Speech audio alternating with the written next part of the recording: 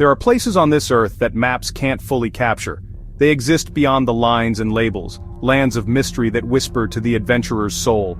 I've always been drawn to these places, the ones that challenge you, that push you to your limits. This journey was to the heart of one such place, a country shrouded in secrets rarely seen by outsiders.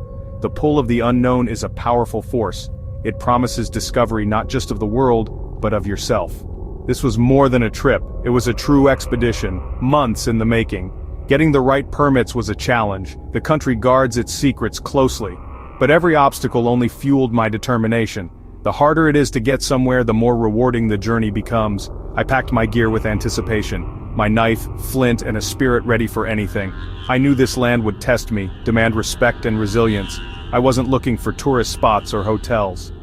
I wanted the raw, untamed heart of this mysterious country. I wanted to see it through the eyes of its people, to understand traditions untouched by the modern world.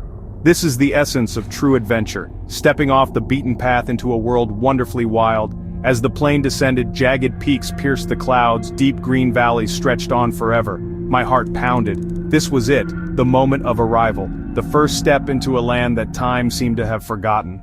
The adventure was about to begin. The air hit me the moment I stepped off the plane. Crisp, clean, filled with the scent of damp earth and wildflowers. My local guide, Cale, greeted me with a warm smile and wise eyes. He spoke little English, but his gestures were clear. He pointed to the distant mountains. Our home, our spirit. I knew I was in good hands. Our first stop was a bustling market at the village edge. A sensory explosion of color, sound, and smell. Bright textiles, exotic spices, roasting meats, and fruits I'd never seen before. Cale handed me a spiky purple fruit, sweet and wild inside, a taste of the unknown. We didn't linger, the real journey was into the wilderness. We left the market behind and started our trek along a narrow winding path. Dense forests closed in, sunlight struggling to reach the mossy ground. Strange birds called from the canopy. Cale moved with quiet confidence, teaching me to read the forest signs. A broken twig, a footprint. He was part of this land, and I was learning its language. As the sun set, we made camp by a clear, icy stream. I gathered wood while Cale prepared a simple meal over an open fire. The flames danced, shadows flickered, and the forest's sounds grew louder in the dark. It was humbling to be so small in such a vast, wild place. I felt a deep sense of peace. The journey had truly begun. I was shedding the skin of my world and stepping into this one. Every sense was alive, every moment a discovery. The adventure was real, and I was ready for whatever came next. The wild was calling, and I was listening.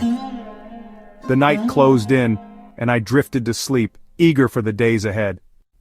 The next morning, we began our ascent. The mountains loomed, giants of rock and ice, their peaks lost in clouds. The air thinned with every step. My lungs burned, but my spirit soared. Cale moved with a steady, rhythmic pace, teaching me a local breathing technique to adjust to the altitude. It was a lesson in harmony with the environment, a lesson in survival. We crossed narrow ridges, navigated boulder fields, and watched waterfalls create rainbows in the sun. Nature here was raw and powerful, a reminder of our smallness. Yet, climbing these peaks, I felt incredibly alive. Every muscle ached, but every view was a reward. We found shelter in a cave used by shepherds for centuries, its walls covered in ancient paintings, stories of survival and respect for the mountain spirits. Spending a night there felt like sleeping inside history. Reaching the summit was pure triumph. We stood above the clouds, the world below hidden. It wasn't about conquering the mountain, but conquering my own doubts. The mountain had tested us and found us worthy. I took a deep breath of thin, pure air. I felt a connection to this place that would stay with me forever. This is why we climb. For the challenge, for the perspective, for the sense of belonging to something greater. The mountain changed me, and I was grateful. The journey continued. Descending from the peaks, we entered a fertile valley where people lived in harmony with the land. Cale led me to his village, stone houses by a rushing river. The people greeted us with warmth and curiosity. Children followed us, eyes bright with wonder. An elder offered me a bowl of salty, buttery tea, a taste of home. That evening, the village held a feast in our honor. The centerpiece roasted grubs, a local delicacy. My mind hesitated, but my spirit for adventure took over. I took a bite. Nutty, creamy, surprisingly good. The feast was more than food. It was a celebration of community. Music filled the air. Drums, flutes, haunting melodies. Villagers danced around the fire, their movements telling stories of hunts and harvests. I joined in, awkward but welcomed. In that moment I was not a stranger. I was part of their circle. Later, the elders shared stories of a world guided by seasons and tradition, not clocks and calendars. They taught me about medicinal plants, and their deep respect for every living thing.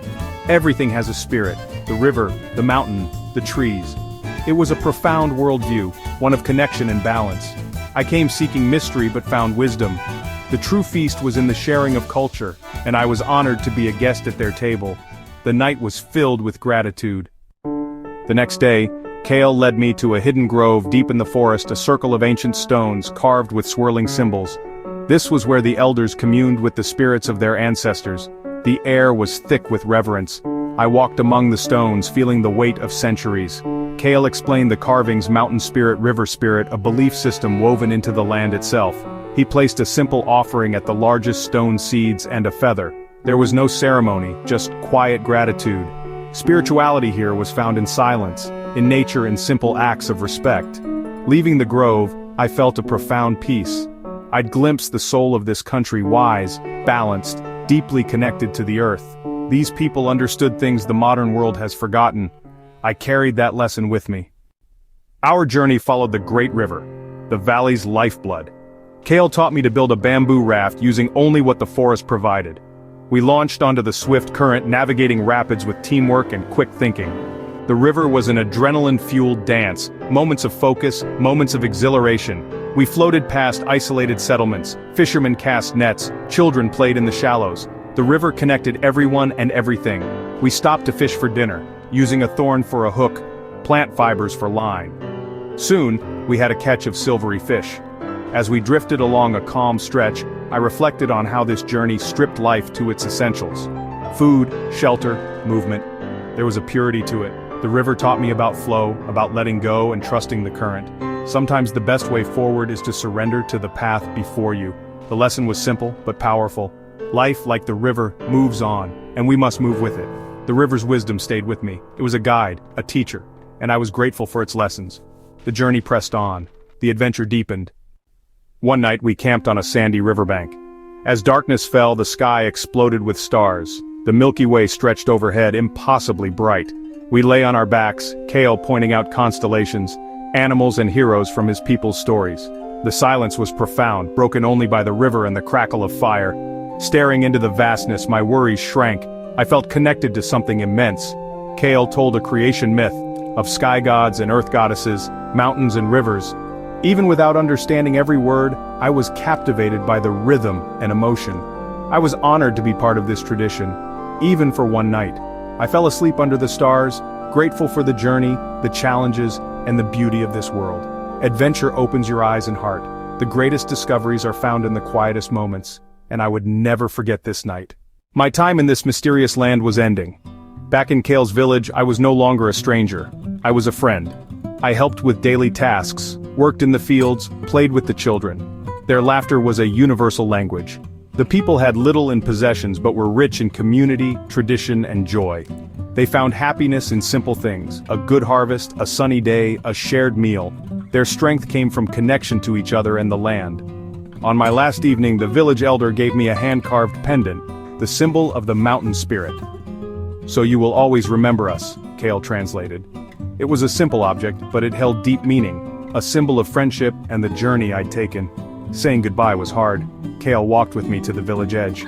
"You are welcome here, always. You have a brave spirit." Those words meant more than any trophy. We shook hands, a bond forged in adventure and respect.